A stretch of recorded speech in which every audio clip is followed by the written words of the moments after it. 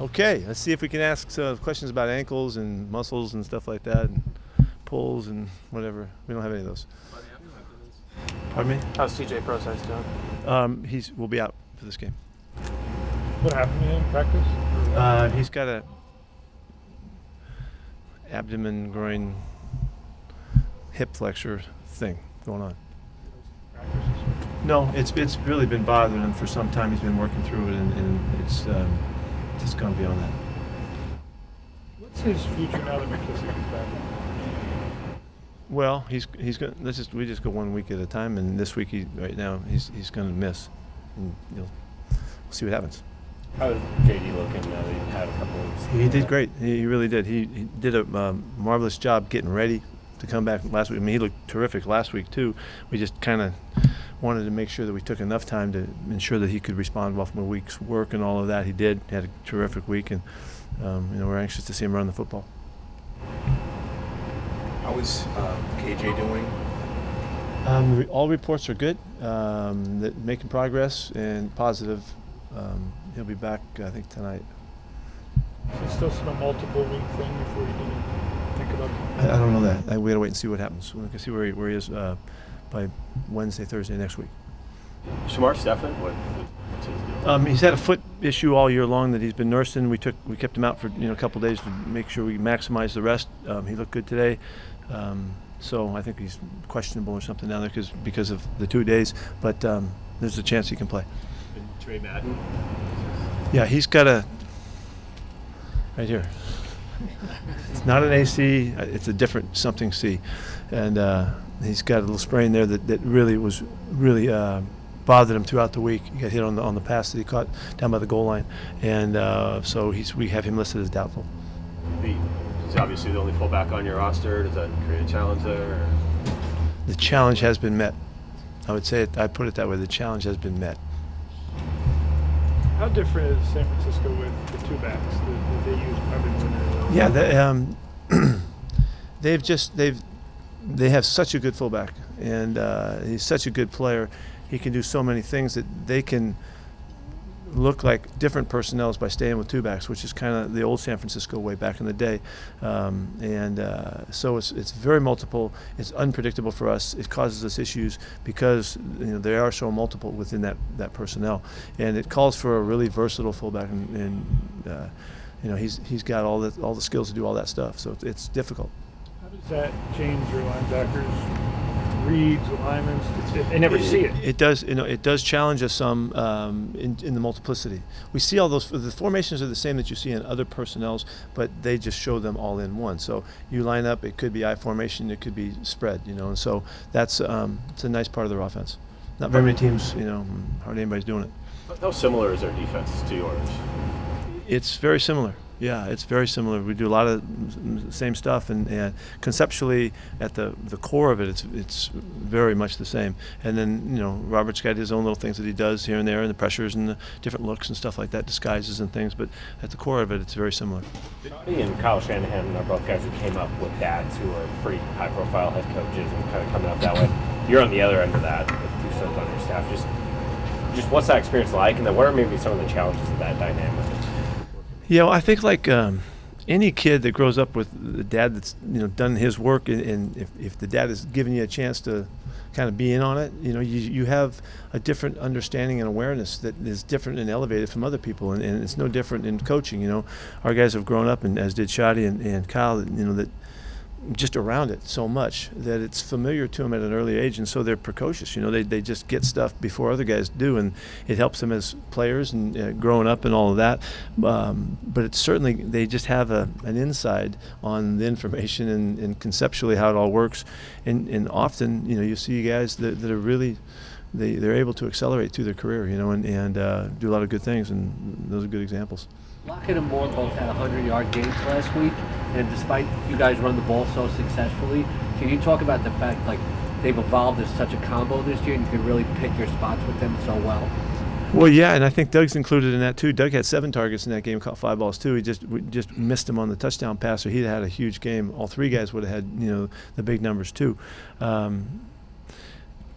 Yeah, it's really important that we have balance in our offense, and we want to run the football. I keep pounding the drum for that, knowing all along that's so that we can have the balance, because the passing game just takes up so much of offense these days.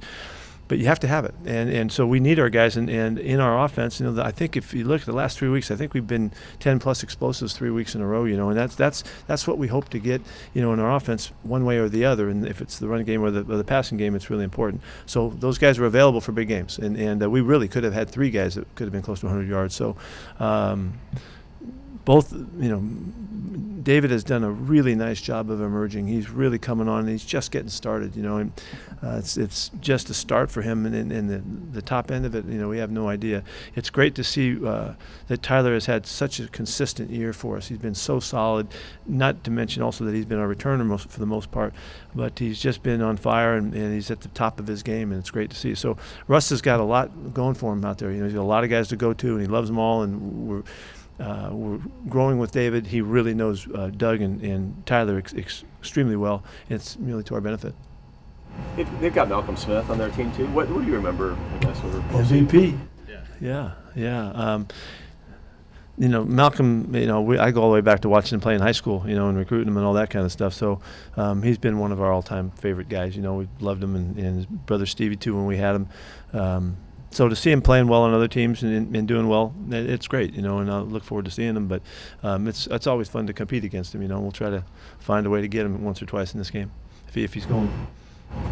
Is Sherman Warren? What happened with him? He got a hip flexor thing in the walk-through part of our practice on Wednesday. How that happened, I don't know. It just took a bad step somewhere in there, and it just flared up on him, and it's legitimately there. It's not a serious one, but it's enough to keep him really doubtful for this weekend.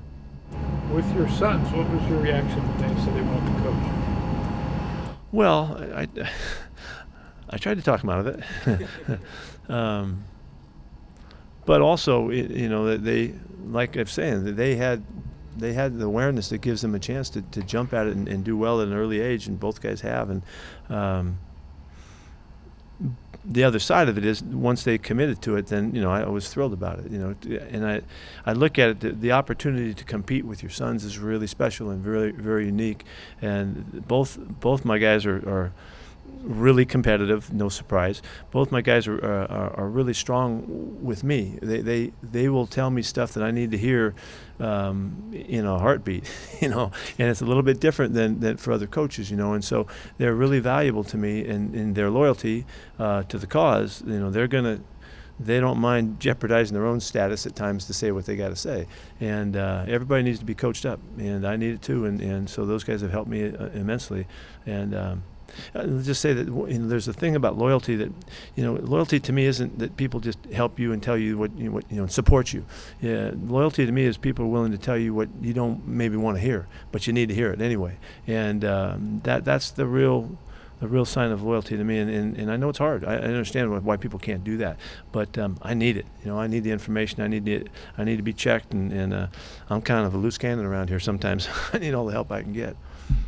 Do they have more latitude than any coaches you've ever had? No, I think they have less latitude. Yeah, I think they have less latitude because they can't screw up. With Richard coming home, or back at least to Seattle, do you find that the hype might be a distraction to some of the team members? I really don't think so. I don't think so. We have tremendous respect for him, and but I don't think so. I'm watching for that. That's not what we're all about. We need to go play ball. It doesn't matter who we're playing against. It happens to be a terrific football player and a guy that's been here, but that's we have to put that in the right place. How did the 2 weeks? Thanks for giving me that chance to say that again, so maybe they hear it. How did the 2 weeks so far go for Michael Kendricks? Is he getting ready to go bounce back? Michael's ready to go. Yeah. Matter of fact, this week was really good for him. He could he could participate on the other side of the ball in the service team, playing a lot of our defensive stuff. And the coaches were pointed at really coaching him up hard this week to make sure that he's, principles and concepts and stuff like that, and alignments and all that stuff was really sharp. So he got extra focus this week in preparation for next week. Physically, he's ready to go. He'll be a real nice addition. What do you remember about Doug and Richard going against each other in practice all those years? Well, I always thought it was really incredible that the great friends that they were was really almost undetectable. You wouldn't know it. They battled, they yelled at each other, they'd be fighting all but. They didn't fight, but they'd scrap for whatever opportunities, and they were really consistently. They took advantage of each other to help each other out. Really, they knew that, and so they played it up. To really bring out the best in themselves and each other, and I thought that was really cool. And a lot of people you would think that they didn't like each other, but they did, and they were very close. And I'm sure, I would think they'll be lifelong friends. Do you think that was like a flip that they had to switch, or was that just them naturally being competitive guys? Well, I would think it was a switch that they had to flip. I'm sorry, I shouldn't have done that. I shouldn't have done that. That was a cheap shot right there, but it was just. I know you're all waiting for it, so. Yes. They did it. Yeah, they knew. They had a sense about it, which I thought was marvelous. It was a marvelous illustration of what it's like to compete at practice and work against guys that can help you get better. It's been a kind of a symbol of the way we orchestrate our entire practice approach, that guys on the other side of the ball make you better if you work them, and you make them better too. So it was a great example of it. It was just at times it was hard to tell what was going on. So. How much do you think having Sherman here entering the same year that Baldwin was undrafted motivated Doug? His own guy, his bud, was on your team, drafted. Well, interestingly, both of those guys were pissed that they were where they were. Richard never wasn't mad at me for drafting him in the 5th round, and Doug was never over the fact that he was a free agent. He should have been drafted, and obviously should have been. And Richard, I don't know how high could you have, for the way he's played, how high could you have drafted him? And so he had a point there, but I never thought he should be mad at us because we were the guys that did take him. So I never understood it. But anyway. As far as I know, they've never played a game against each other. I mean, obviously they played out here for years and years, and at Stanford and stuff like that. If they go against each other, I mean, they know so much about each other in terms of who would have an advantage or how. Well, I think it's an interesting matchup to watch. Yeah, we'll see how it goes. They've competed as hard as they could compete for a lot of years, and whether this game shows that or not, they've already been to the top of that mountain, and so I'm sure that there'll be times when they're lining up on each other. Anybody else? Thank you. Okay.